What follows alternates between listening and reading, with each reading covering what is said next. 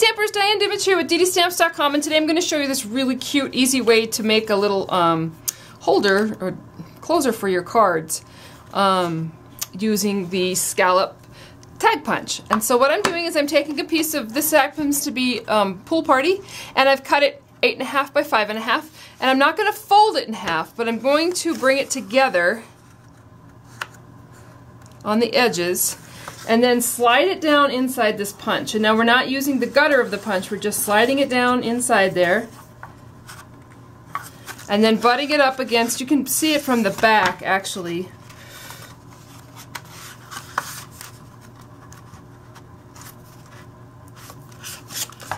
And once it's in there, you're going to punch it down. It's a little stronger just because you're going through those 2 sheets of cardstock.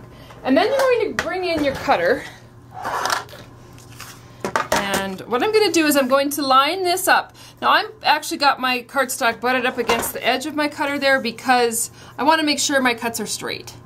And then I'm going to cut where these 2 cuts are on that punch. I'm going to bring in my cutter and just cut them off.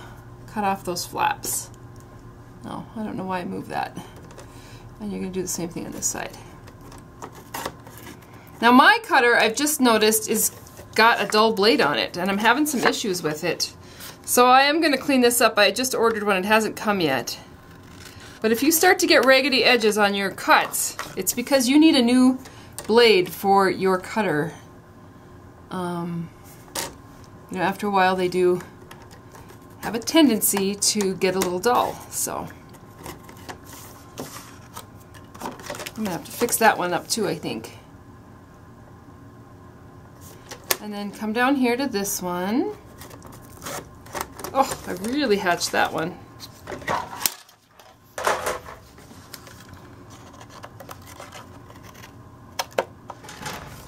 Once you have those trimmed up, then you're going to come back in here, only this time we're not going to use the cutting blade, we're going to use the scoring blade.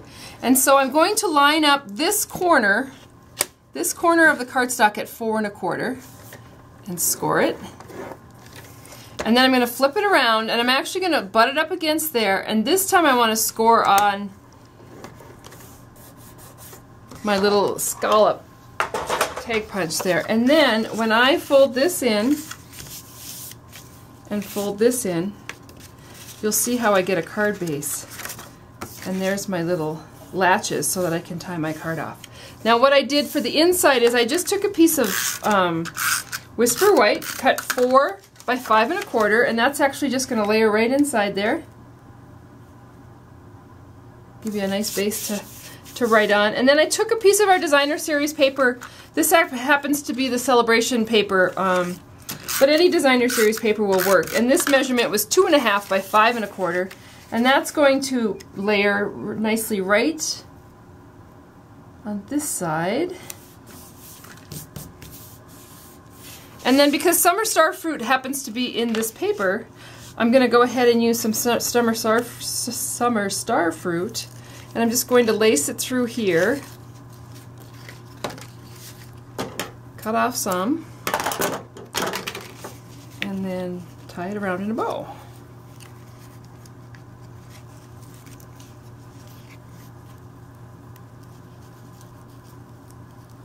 And then I was trying to decide what to stamp on the front of this. I was going to do an image, but then I didn't really want to cover up all that paper because I just think it's beautiful. And so I kept it really simple. And what I did is I just took the stamps, there's a stamp set called So Story, and just some Stays On Black ink. And I'm going to ink this up and then decide where to stamp this, because it could go anywhere on there. And that's it. And I've got a great sorry card, whether it's for a loss or for someone to forgive me or because bad things happen. But then on the inside I have plenty of room to write. So that's just a quick and easy card using the Scalloped Label Punch. And the only recommendation I have is I need to get a new blade for my cutter because it's starting to get a little raggedy on the edges. So that will help that. So there you go. Thank you, and I hope you enjoyed this tutorial.